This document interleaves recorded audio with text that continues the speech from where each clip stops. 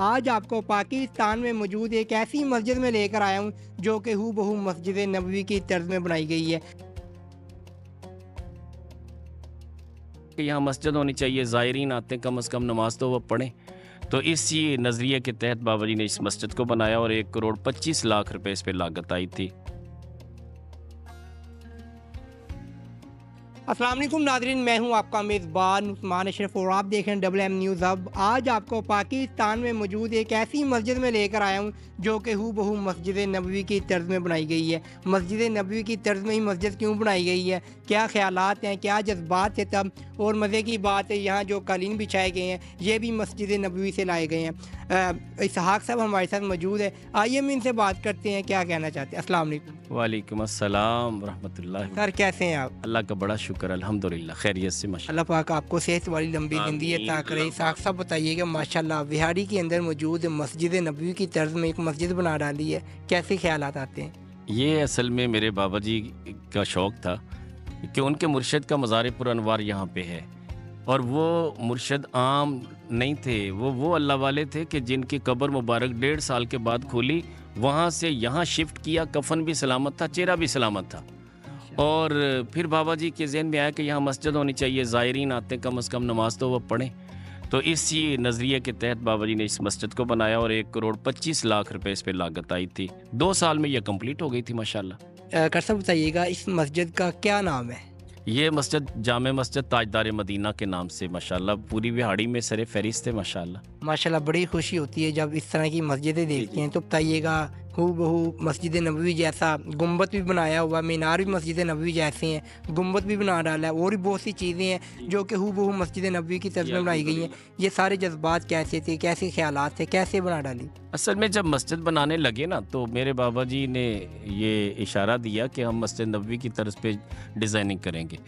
तो मैंने अर्ज़ किया, मैंने कहा गुंबद ख़ज़रा भी हम वही बनाएंगे। कहने लगे नहीं बेटा, वो गुंबद ख़ज़रा तो बिल्कुल अल्लाह के प्यारे नबी सल्लल्लाहु अलैहि वसल्लम के लिए ख़ास है, तो उसके लिए जब तक हम अल्लाह के नबी से इजाज़त नहीं ले लेंगे ना तो हम नहीं बनाएंगे। फिर इसके लिए हम मदीना तैयबा गए। वहाँ गए तो एक दिन ऐसा भी आया तो कि बाबा जी सारा दिन बेहोश रहे। जब शाम को होश में आए ना तो हमने पूछा कि आज खैरियत तो थी, हम तो सोच रहे थे शायद आपका आखिरी वक्त आ गया। बाबा जी फरमाने लगे कि बेटा आज मेरा सारा दिन अल्लाह के नबी की कचहरी में गुजरा है। ऐसी इस्तगरा की कैफियत थी।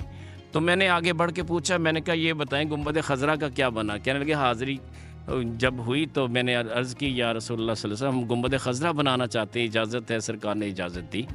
और फिर आका करीम अलैहिस्सलाम ने यह भी इरशाद फरमाया कि बेटे ताजदीन इस मस्जिद को आप बनाएं, आपको अल्लाह इतनी ज़िंदगी की मोहलत देगा, जब तक ये कंप्लीट नहीं होगी आप दुनिया से नहीं जा सकेंगे।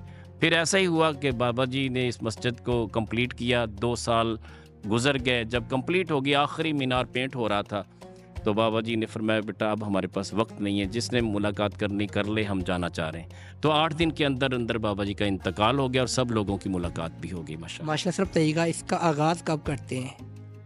आगाज़ मस्जिद नबवी जैसी तर्ज में बनाई गई मस्जिद का आगाज़ कब करते हैं आप? ये तकरीबन 2009 में आगाज़ हुआ था। 2011 में हमने कंप्लीट कर ली थी माशाल्लाह। 2 साल में माशाल्लाह कंप्लीट हो 2 चुकी साल में कंप्लीट हो गई थी माशाल्लाह। कर बताइएगा माशाल्लाह मस्जिद नबवी से लाए गए कलीन भी जहाँ मौजूद हैं, वो मस्जिद नबवी से पाकिस्तान बिहाड़ी शहर के अंदर कैसे पहुँचे? वो असल में मेरा शौक़ था कि मस्जिद नबवी के कारपेट्स हमें मिल जाएं। मैं आका करीम अलैहिस्सलाम की बारगाह में अक्सर अर्ज़ किया करता था हुजूर एक कारपेट हमें दे दें। तो कई साल लगे इस मेहनत में।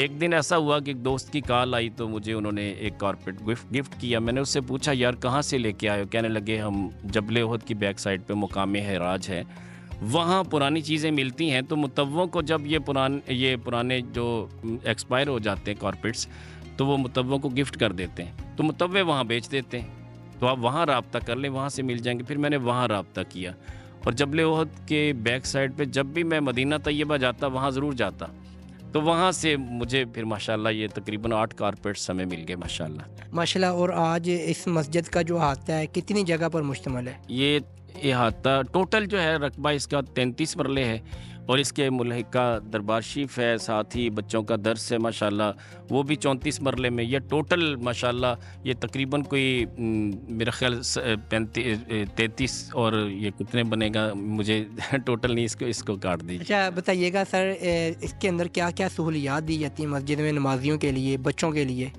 ये देखिए, बच्चों के लिए तो हमने हिफ़्ज़ की क्लास यहाँ पे लगाई है, फिर बच्चियों के लिए भी इदारा अलग से बनाया है, वो भी तकरीबन 1 करोड़ रुपए की लागत से बना। तो इस वक्त 22 लोगों का स्टाफ है हमारे पास जो इस इदारे को चला रहे हैं माशाल्लाह। बच्चियाँ भी आलमा भी बन रही हैं, दरस निज़ामी की भी मुकम्मल क्लासें हमारे पास मौजूद हैं, और तर्जमा, तफसीर, हिफ़्ज़, इवन के सिलाई की क्लासें भी हमारे पास हैं। जो सिलाई सिखाने वाली टीचर्स हैं वो भी माशाल्लाह हमारे पास हैं। इसाक साहब, लास्ट के अंदर क्या मैसेज देना चाहेंगे हमारे नाज़रीन को जिनकी बड़ी तड़प होती है कि मस्जिद नबवी में जाए, लेकिन उनकी जो जेब खर्ची होती है वो इजाज़त नहीं देती? क्या मैसेज उनके लिए? असल में ना बंदे की गलत फहमी है। बंदा अगर इरादा कर ले तो अल्लाह इरादे को पूरा कर देता है, और इरादा साबित कदमी वाला हो, डट जाए बंदा इस बात पे मैंने मदीने जाना है, तो अल्लाह के प्यारे नबी सल्लल्लाहु अलैहि वसल्लम की बारगाह में भी रो रो के अर्ज़ करे, अल्लाह की बारगाह में भी इल्तिजा करे, फिर उसके लिए कोशिश भी करे। कोई कमेटी डाल ले ना, 10 रुपये 20 रुपये रोज़ के, बाकी सबब अल्लाह ने बनाना है। कहाँ से बनाना वो बंदे के वहम गुमान में भी नहीं होगा जहाँ से बनेगा।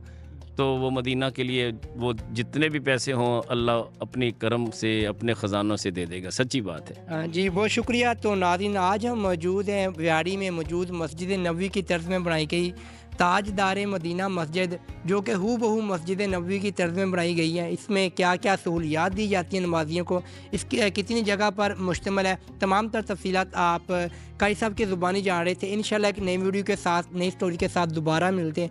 अपने मेज़बान उस्मान अशरफ को इजाज़त दीजिएगा। अल्लाह हाफिज़।